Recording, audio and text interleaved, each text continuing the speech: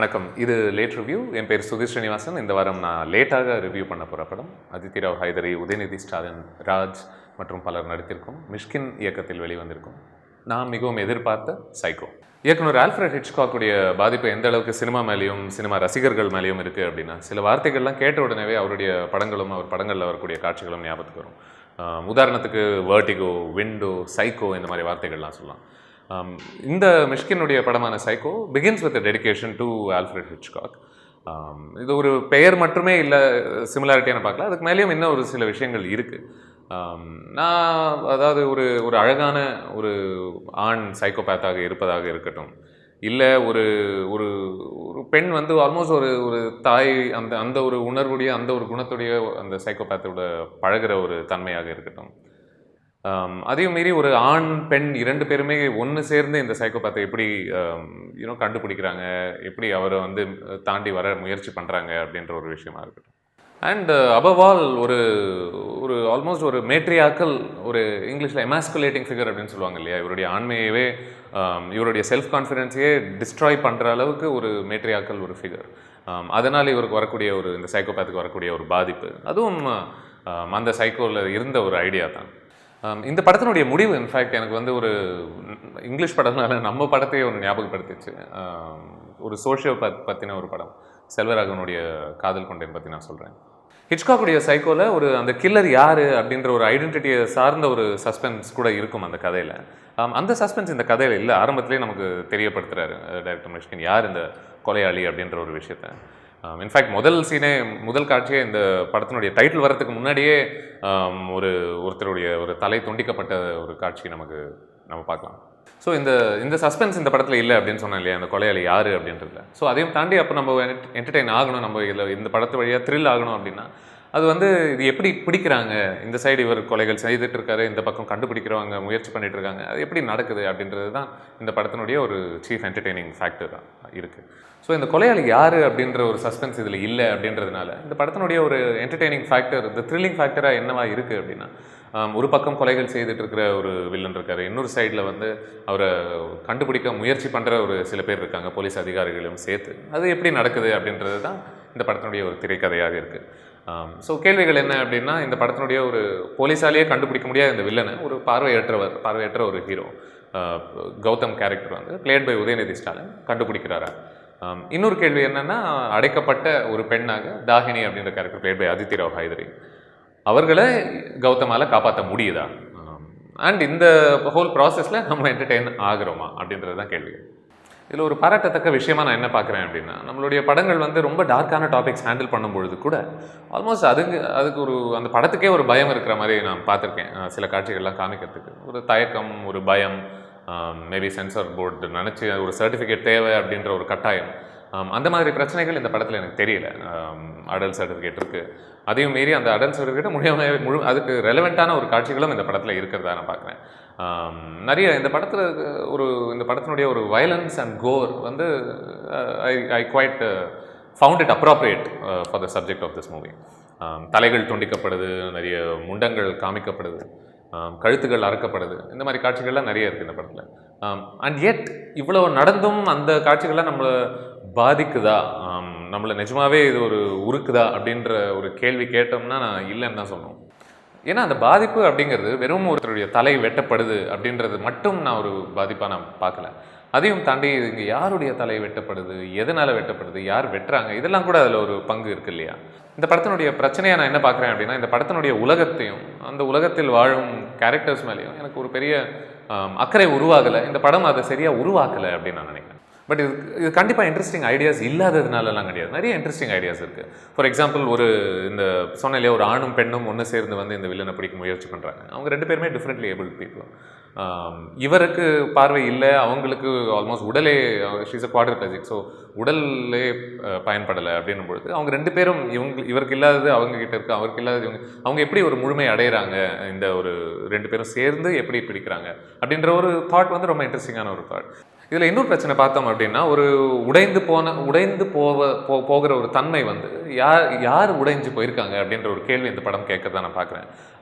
பார்வையற்றவர் உடைந்து போயிருக்கிறாரா, இல்லை ஒரு குவாட்ரிப்ளஜிக்காக இருக்கிற நித்யா மேனனுடைய கேரக்டர் அவங்க உடைஞ்சு போயிருக்காங்களா, இல்லை உண்மையாகவே உடைஞ்சு போயிருக்கிறவங்க ஒரு தன்னுடைய ஒரு ஒரு மனிதாபிமானத்தையே இழந்து தன்னுடைய ஒரு மனுஷத்தன்மையை இழந்தவங்க தான் உண்மையாக உடஞ்சு போயிருக்காங்க அப்படின்னு சொல்லக்கூடிய நான் ஒரு கதையை பார்த்தேன். இன்ஃபேக்ட் இந்த படத்தினுடைய ஒரு இருக்கிறதுலேயே ஒரு மோசமான ஒரு ஆள் வந்து ரொம்ப அழகாகவே இருப்பார் பார்ப்பதுக்கு. இன்ஃபேக்ட் அந்த அன்பே சிவமில் கமல்ஹாசன் கேரக்டர் சொல்கிற மாதிரி கெட்டது செய்கிறவங்க ரொம்ப பார்க்கறதுக்கு அசிங்கமாக அகோரமாக இருக்கணும் அப்படின்ற ஒரு அவசியம் கிடையாது. இன்ஃபேக்ட் இந்த படத்தில் அவர் ரொம்பவே அழகாக இருப்பார் அந்த கேரக்டர் ப்ளே பண்ணவர்.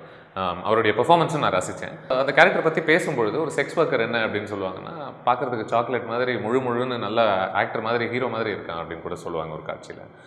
ஸோ இந்த மாதிரி நிறைய இன்ட்ரெஸ்டிங் ஐடியாஸ் இருக்குது சைக்கோவில். இன்ஃபேக்ட் சொல்லணுன்னா மேற்கொண்டு அதாவது ஒரு புத்திசம் பற்றின ஐடியாஸ்லாம் இருக்குது, நான் கொஞ்ச நேரத்தில் சொல்கிறேன். இந்த மாதிரி நிறைய அதாவது அனலைஸ் பண்ணணும் இதுக்குள்ளே இருக்கிற சப்டெக்ஸ்ட் அப்படின்னா நிறைய இருக்குது. பட் இது ஒரு கடல் மாதிரி ஒரு படத்துலேயும் அந்த ஒரு தன்மை இருந்தது இல்லையா, நிறைய சப்டெக்ஸ்ட். பட் அந்த சப்டெக்ஸ்ட் அப்படின்றதையும் தாண்டி ஒரு படமாக உங்களுக்கு முதல்ல ரசிக்க முடியணும் இல்லையா, அதுக்கப்புறம் தான் அதுக்குள்ளே என்ன இருக்குது அப்படின்ற ஒரு தேடல் வந்து நமக்கு பார்க்கறதுக்கு ஒரு மோட்டிவேட் ஆகும். இந்த படம் எனக்கு அந்த ஒரு அடிப்படை எக்ஸ்பெக்டேஷன் எனக்கு பூர்த்தி பண்ணலை அப்படின்றத நான் சொல்லணும். முதல்ல ஒன்று எடுத்துப்போம். அதாவது இந்த பார்வையற்ற உதயநிதி ஸ்டாலினுடைய கேரக்டர், அவர் வந்து எதுக்கு இந்த தாகினி அப்படின்ற ஒரு ஹீரோயினை தன்னுடைய ஆல்மோஸ்ட் உயிர் தியாகம் பண்ண தயாராக இருந்து அவரை கண்டுபிடிக்கிற ஒரு முயற்சியில் எதுக்கு ஈடுபடுறாரு? இது ஒரு காதல் அப்படின்ற மாதிரி ஒரு உணர்வை உருவாக்க முயற்சி பண்ணுறாங்க. பட் இந்த ஒரு காதல் போர்ட்ரேயல் வந்து ரொம்ப அன்இன்ஸ்பயர்டாக இருக்கிறதா நான் பார்க்குறேன். இது வந்து நம்ம சினிமாவில் அடிக்கடி ரொம்ப வருஷம் பார்த்து சலிச்சு போன மறுபடியும் அந்த ஒரு ஸ்டாக்கிங் அப்படின்ற ஒரு விஷயம் தான் இதில் வருது. அதாவது அவர் வந்து எங்கே போனாலும் இந்த பெண்ணை துரத்திக்கிட்டே இருக்காரு. இன்ஃபேக்ட் அவங்க வந்து அவருடைய அப்பா கிட்ட கூட புலம்புவாங்க, எங்கே போனாலும் வந்துக்கிட்டே இருக்கான் பின்னாடி அப்படின்ட்டு. அவர் அப்பா இது ஒரு பெருசாக பொருட்படுத்தாமல் அவர் ரொம்ப பயந்துக்கிட்டு இருப்பார். அது எதுவும் புரியல. அதுலேயும் ஒரு இன்ட்ரெஸ்டிங் ஐடியா இருக்குது. அதாவது என்ன அப்படின்னா, நீங்கள் ஜஸ்டிஃபை பண்ணணும்னா கஷ்டப்பட்டு பண்ணலாம். என்ன அப்படின்னா, இந்த ஸ்டாக்கிங் பண்ணுறவங்க அப்படின்றவங்க வந்து ஆல்மோஸ்ட் ஒரு டிடெக்டிவ் மாதிரி ஆகிடுறாங்க இல்லையா. அதாவது I don't mean to romanticise that, but அது அவங்க அதனுடைய ஒரு சில குணங்கள் இருக்கு இல்லையா. ஒருத்தங்க எங்கே போகிறாங்க, அங்கே எத்தனை மணிக்கு இருப்பாங்க, எதுக்கு எவ்வளோ நேரம் இருப்பாங்க, அவங்களுக்கு தெரியாமல் அவங்களை எப்படி பின்பற்றுறது, இதெல்லாம் இருக்குது இல்லையா. இந்த மாதிரி ஒரு குணங்கள் வந்து ஒரு பெண்ணுடைய காப்பாற்றலுக்கு எப்படி அது உபயோகப்படுது அப்படின்ற மாதிரி நம்ம அதை இன்டெலெக்சுவலைஸ் பண்ணலாம். பட் இதில் பிரச்சனையாக நான் என்ன பார்க்குறேன் அப்படின்னா, இவங்களும் அவரை பயங்கரமாக ரசிக்க ஆரம்பிக்கிறாங்க அவர் இந்த மாதிரி முயற்சிகள் எடுக்கிறதுனால அப்படின்னு பார்க்கறது நான் ஒரு பிரச்சனையாக பார்க்குறேன். இந்த காதல் வந்து அதாவது ஒரு முழுமை அடையுது, ஒருத்தங்க வந்து இன்னொருத்தருடைய விரலில் வந்து ஒரு மோதிரம் மாட்டும் பொழுது அப்படின்ற காமிக்கும் பொழுது இதெல்லாம் எனக்கு ஒரு சற்றே ரசிக்க முடியாத ஒரு போர்ட்ரேயலாக இருக்குது. இன்ஃபேக்ட் ஒரு காட்சியில் ஆரம்பத்திலேயே அவர் வந்து தன்னுடைய காதலை வெளிப்படுத்துறதுக்காக ஒரு கல்யாணத்தில் பாடிக்கிட்டு இருப்பாங்க. அந்த கல்யாணத்தில் கல்யாணம் பண்ணுறவங்க, க்ரூம், பிரைடு எல்லாருமே சேர்ந்து எல்லாருமே இவருடைய காதல் வெளிப்பாடை கேட்கறதுக்காகவே வந்த மாதிரியே அதை கேட்டுக்கிட்டு இருப்பாங்க. எந்த பெண்ணை வந்து இவர் ரொம்ப நாளாக கொஞ்சம் ஸ்டாக் பண்ணி டார்ச்சர் பண்ணிட்டு இருக்காரோ அந்த பெண்ணுடைய தகப்பன் வந்து அந்த பெண்ணை தான் வற்புறுத்தி சும்மா இருக்க சொல்லுவார். இங்கே ஒரு பெரிய பிரச்சனை பண்ணுற மாதிரி இருக்காது. எனிவே அது ஒரு அழகான பாட்டு, இளையராஜா அவர்கள் இசையமைத்த ஒன்றை நினச்சி அப்படின்ற ஒரு பாட்டு. அந்த பாட்டு வந்து ஆல்மோஸ்ட் ஆரம்பிக்கிறதுக்கு முன்னாடி உதயநிதி ஸ்டாலின் கேரக்டருடைய ஃப்ரெண்ட் வந்து அவரை எங்கேயும் போக முடியாது நீ பாடுற அப்படின்னு சொல்லிட்டு ஃபோர்ஸ் பண்ணி கையில் கிட்டார் கொடுப்பாரு. ஒருவேளை இது வந்து ஆல்மோஸ்ட் நம்ம யோசிக்கலாம், ஒருவேளை மிஸ்கின் அவர்கள் வந்து இந்த பாட்டிலிருந்து வெளியே வர முடியாமல் தான் எப்படி வற்புறுத்தப்பட்டிருக்காரோ, அந்த வற்புறுத்தலை உணர்றாரோ அதுக்காக எழுதப்பட்ட வரியோ அப்படின்னு கூட எனக்கு தோணுச்சு. நிறைய பேர் வந்து ரொம்ப நம்பிக்கை தெரிவிக்கிறாங்க கௌதமுடைய கேரக்டர் மேலே, தான் காப்பாற்றிடுவார் அப்படின்ட்டு. அது வந்து ரொம்ப ஃபேக்காக இருந்த ஒரு விஷயமா நான் பார்த்தேன். தாகினி கேரக்டர் வந்துட்டு கண்டிப்பாக அவன் வருவான் அப்படின்ற மாதிரி சொல்கிற ஒரு உணர்வாக இருக்கட்டும். அதுக்கப்புறம் கொஞ்ச நேரத்துக்கு அப்புறம் ஒரு சைக்கியாட்ரிஸ்ட் கூட சொல்லுவாங்க, நீ போய் தேடு. உடனே இவர் சொல்லுவார், இல்லை எனக்கு பார்வை இல்லையா, நான் எப்படிங்க போய் தேடுவேன் அப்படின்னு ஒரு நியாயமான ஒரு கேள்வி கேட்கும்போது அவங்க வந்து இல்லை அறிவால் தேடு, மனசால் தேடு அப்படின்னு. இது பேப்பரில் I don't know if it seem like deep line, but படம் பார்க்கும்பொழுது ரொம்ப ஃபேக்காக இருக்குது. அதாவது உங்களுக்கே இவ்வளோ அக்கறை அப்படின்ற ஒரு கேள்வியை கூட நமக்கு கேட்க தோணுது அந்த சைக்கியாட்ரிஸ்ட் அந்த இடத்துல. ஆல்மோஸ்ட் வாழ்க்கை மேலேயே விரக்தி இருக்கிற ஒரு போலீஸ் அதிகாரி வந்து ஆல்மோஸ்ட் சாக கிடக்கிற ஒரு நிலைமையில் இருக்கும்பொழுது அவரும் சொல்லுவார், கண்டிப்பாக அவரால் முடியாதது வந்து இந்த கௌதம் பண்ணுவான் அப்படின்ற ஒரு சென்டிமெண்ட்டை அவரும் ரீஎன்ஃபோர்ஸ் பண்ணுவார். இன்ஃபேக்ட் இந்த படத்தில் ஒரே சாதாரணமாக பேசக்கூடிய 1-2 கேரக்டர்ஸில் ஒன்று வந்து சிங்கம்புலி ஆக்டர் அவர் ப்ளே பண்ண கேரக்டர், விச் இஸ் கௌதமுடைய ஒரு நண்பனா. அவர் தான் இவர் கொஞ்சம் தடுக்க முயற்சி பண்ணிட்டு இருப்பார். என்னடா பண்ணிட்டு இருக்க பைத்தியக்காரத்தனமா, எதுக்கு இதெல்லாம் அப்படின்ற ஒரு கேள்வி கேட்கும்பொழுது அவருக்கு ஒரு ஃப்ரஸ்ட்ரேட் ஆன கௌதமுடைய கேரக்டர் வந்து எங்கேயா போய் செத்து போயிரு அப்படின்வார். எதுக்கு இப்போது செத்துரு அப்படின்ற ஒரு லைனே கொஞ்சம் அந்த இடத்துல மறுபடியும் இந்த ஃபேக் அப்படின்ற ஒரு விஷயம் சொன்னேன் இல்லையா, அந்த இடத்துல எனக்கு ஃபேக்காக தோணுச்சு. அஃப்கோர்ஸ் அதுக்கப்புறம் என்ன நடக்குது அப்படின்னு பார்க்கும்பொழுது அது ஒரு பொய்டிக் வேல்யூக்காக நுழைச்ச ஒரு டயலாகை நம்ம பார்க்கலாம். ஸோ அதுதான் சொல்கிறேன், இந்த மாதிரி நிறைய ஆன் பேப்பர் இன்ட்ரெஸ்டிங்காக இருக்கும் அப்படின்னு நினச்சி சேர்த்ததாக என்னன்னு தெரியல. ஆனால் ஒரு செயற்கைத்தன்மை எப்பவுமே இருக்குது இந்த படத்தில். அண்ட் இந்த வந்து செயற்கைத்தனம் வந்து நான் வெறும் வசனத்தில் மட்டும் பார்க்கல, நிறைய கேரக்டர்ஸுடைய நடவடிக்கையில் கூட நம்ம பார்க்கலாம். அஃப்கோர்ஸ் நீங்கள் சொல்லலாம் மிஷ்கின் படங்களில் நிறைய கேரக்டர்ஸ் யூஸ்வலாக ஓரளவுக்கு இப்படி தானே இருப்பாங்க எதிர்பாராத விஷயத்தில் அப்படின்ட்டு. பட் உங்களுக்கு எமோஷனலாக இன்வெஸ்ட் ஆன பிறகு, அதாவது இந்த மனுஷன் இப்படி தான், இந்த ஒருத்தன் இப்படி தான் இருப்பான் அப்படின்னா அது ஒரு பிரச்சனையாக இருக்காது. பட் நிறைய கேரக்டர்ஸ் எல்லாருமே எதிர்பாராத ஒரு வித்தியாசமான முறைகளில் அவங்க நடந்துக்கிட்டு இருக்கும்பொழுது, சரி ஏன் நீங்கள் சாதாரண மனிதர்களா, அதாவது இந்த இடத்துல ஒருத்தன் இப்படி தானே பண்ணுவான் அப்படின்றத நீங்கள் ஏன் பண்ணலை? உதாரணத்துக்கு 2-3 விஷயம் சொல்கிறேன். இதில் அதாவது ஹாலிவுட்டில் அடிக்கடி ஹானி ஹேக்கர் அப்படின்ற ஒரு ட்ரோப் இருக்குது. அதாவது ஹேக் பண்ணுறவங்கெல்லாம் ஒரு மாதிரி ரொம்ப ஒரு மாதிரி ஹானியாக இருப்பாங்க. இதுலேயும் அந்த மாதிரி ஒரு கேரக்டர் இருக்குது. அவர் வந்து சிங்கர் ஆக்டர் மடோனாவோட தீவிர ஒரு வெறியராக இருப்பார் போல இருக்கு. அவர் வந்து சாக கிடக்கும் பொழுது உயிர் போகிற அந்த தருணத்தில் அவர் போய் சம்மந்தமே இல்லாமல் ஒரு போஸ்டரை போய் கிஸ் பண்ணுவார். அது வந்து அதான் ரொம்ப தெரியல, அது காமெடியாக டார்க் காமெடியாக இருந்ததா பேப்பரில் அப்படின்னு தெரியல. பட் நம்ம பார்க்கும்பொழுது நம்மளை மாதிரி நாட் ஷூர் வாட்ஸ் ஹேப்பனிங் அப்படின்ற ஒரு உணர்வு தான் அது உங்களுக்கு கொடுக்குது. அதுக்கப்புறம் ஒரு காட்சியில் வந்து நித்யா மேனன் கேரக்டர் கமலா அப்படின்ற கேரக்டர், இந்த கமலாவும் கௌதமும் ஒரு ஒரு இறந்து போன ஒரு பெண்ணுடைய தகப்பனை வந்து இன்வெஸ்டிகேஷன் கோஆப்ரேட் பண்ணுறதுக்காக கன்வின்ஸ் பண்ண ட்ரை பண்ணிட்டு இருப்பாங்க. ஆனால் அவர் வந்து ஒத்துக்க மாட்டார். அவரை கன்வின்ஸ் பண்ணுறதுக்காக இவங்க வந்து தான் ஒரு கதை கட்டலாம் அப்படின்னு சொல்லிட்டு, நான் ஒரு சைக்கிக், என்னுடைய பேர் ஆசன குண்டி அப்படின்னு சொல்லிட்டு ஏதோ ஒன்று சொல்லிட்டு இருப்பாங்க. அதுவும் இந்த மாதிரி காட்சிகள்லாம் அது உடனே அவர் கன்வின்ஸ் ஆயிடுவார். சரி okay, of course the idea maybe that, அதாவது இந்த காலத்து மனிதர்களை வந்து ஒரு ரீசன் வச்சு கன்வின்ஸ் பண்ண முடியாமல் ஒரு சூப்பர்ஸ்டிஷன் வச்சு தான் கன்வின்ஸ் பண்ண வேண்டியிருக்கு அப்படின்ற ஒரு பார்வையாக இருக்கலாம். But how it plays out on screen is very inorganic. நிறைய இடங்கள், அதாவது இதுதான் எனக்கு ஒரு பெரும் பிரச்சனையாக இருந்தது இந்த படத்தில். கமலா கேரக்டர் வந்து சம்மந்தம் இல்லாமல் திடீர்னு எனக்கு ஒரு சூயிங்கம் வேணும் அப்படின்னு சொல்கிற ஒரு விஷயமா இருக்கட்டும், இல்லை இன்னும் பெரிய விஷயமா அது கௌதம் கேரக்டர் வந்து பார்வை இல்லாமல் இருந்தாலும் அந்த ஒரு கார் ஓட்டுவாங்க, பக்கத்தில் வந்து ஒருத்தங்க எப்படி போகிறது அப்படின்ற வழி சொல்லிக்கிட்டே ஒரு ஓட்டுவார் அப்படின்ற ஒரு விஷயமா இருக்கும்.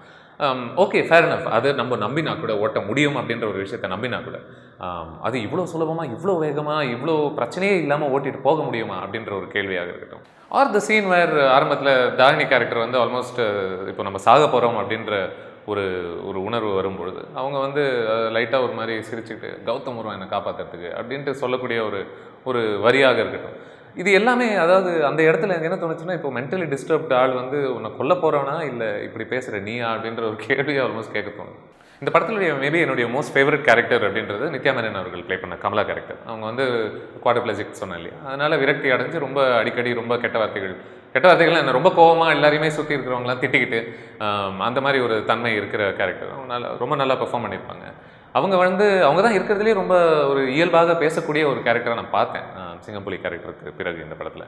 அவங்க வந்து ஒரு இடத்துல எதுக்கு நார்மலாக பேசிகிட்டு இருக்கும்போது ஏதோ ஃபிலாசபிஸ் பண்ணிட்டு இருக்கு அப்படின்னு சொல்லிட்டு கௌதமை திட்டுவாங்க ஒரு இடத்துல. எனக்கு இன்ஃபேக்ட் அந்த மாதிரி தான் நிறைய கேரக்டர்ஸ் இந்த படத்தில் பேசும்பொழுது இந்த மாதிரி பக்கத்தில் யாராவது ஒருத்தர் திட்டிருந்தா நல்லா இருந்திருக்குமே அப்படின்னு தான் தோணுச்சு. இன்னொன்று இந்த படத்தில் எனக்கு ரசித்த விஷயம் வந்து இந்த படத்தினுடைய ஒரு கொலையாளியை வந்து முழுசாக ஒரு கருப்பான ஒரு மனிதன், அதாவது இப்போது சமீபத்தில் இப்போ நிறைய ஒரு பேச்சு போயிட்டு இருக்கு இல்லையா, கெட்டவர்கள் வந்து பிறக்கும்போதே கெட்டவர்களாக இருக்காங்க அப்படின்ற ஒரு பேச்சு. இது வந்து தவிர்க்கப்பட வேண்டிய ஒரு விஷயம் நான் நினைக்கிறேன். ஏன்னா யாருமே பிறக்கும் பொழுது ஒரு ஈவில் பர்சனாக பிறக்கிறது இல்லைன்ட்டு தான் நான் நம்புகிறேன். அது வந்து இன்ஃபேக்ட் சயின்ஸில் கூட ப்ரூவ் பண்ணப்பட்டிருக்கு. அதாவது அவங்களுடைய வளர்ப்பில் அவங்களுடைய பாதிக்கப்பட வேண்டிய நிறைய, அதாவது ஹியூமனைசிங் தீஸ் பீப்புள் அப்படின்றது ஒரு முக்கியமான ஒரு விஷயமா நினைக்கிறேன் அவங்களுடைய ஓன் ரிஃபார்மேஷனுக்கு. அதுக்கு இந்த படம் வாதாடுவதாக நான் பார்த்தேன். பட் அஃப்கோர்ஸ் டுவர்ட்ஸ் எண்ட் ஒரு விஷயம் நடக்கும், அது தவிர்த்திருக்கலாம் அப்படின்னு நினைக்கிறேன். இதில் வந்து யாரையுமே, அதாவது இந்த ஒரு ஹியூமனைஸ் பண்ணுற ஒரு டெண்டன்சியில் it's not that misdeeds must not be punished அப்படின்ற ஒரு விஷயமும் இருக்குது. ஸோ அது இந்த படத்தில் தவிர்த்திருக்கலாம். பட் எனிவே அந்த tendency to humanise these evil people அது நான் ரசிச்சேன். இந்த படத்தினுடைய வில்லன் பற்றி பேசும்பொழுது அவருடைய பேர் வந்து அங்குலின்னா விரல் அப்படின்ற ஒரு மீனிங் வருது. அது வந்து புத்திசம்ல இருந்து எடுத்த நிறைய பேர் இப்போ ஏற்கனவே சொல்லியிருப்பாங்க. அதாவது நான் லேட் ரிவ்யூவில் சொல்கிற அளவுக்கு இல்லை, நிறைய பேர் ஆல்ரெடி சொல்லியிருப்பாங்க. அங்குலி மாலா அப்படின்ற ஒரு கேரக்டர் பேஸ் பண்ணி படம் அப்படின்ட்டு. இதில் புத்திசம் ரெஃபரன்சஸ் இன்னும் கூட நிறைய இருக்குது. அதாவது ஒரு புத்திஸ்ட் ஸ்டாச்சுவை நம்ம ஒரு இடத்துல பார்க்கலாம். இந்த படத்தினுடைய ஹீரோ பேரே கௌதம். பட் தென் அகைன் அதான் நான் சொல்கிறேன், எங்கே வந்து ஒரு படம் வந்து உங்களுக்கு மேலோட்டமாக உங்களை வந்து பாதிக்குதோ, மேலோட்டமாக உங்களுக்கு எப்போ ஒர்க் ஆகுதோ அப்போ தான் இன்னும் கொஞ்சம் ஆழமாக இறங்கி அதனுடைய சப்டெக்ஸ்டில் ஈடுபடணும் அப்படின்ற ஒரு முயற்சி எடுக்கணும் அப்படின்னு நமக்கு தோணும். அது எனக்கு இந்த படத்தில் அவ்வளோ ஆழமான ஒரு முயற்சி எடுக்கணும் அப்படின்றே எனக்கு தோணும்.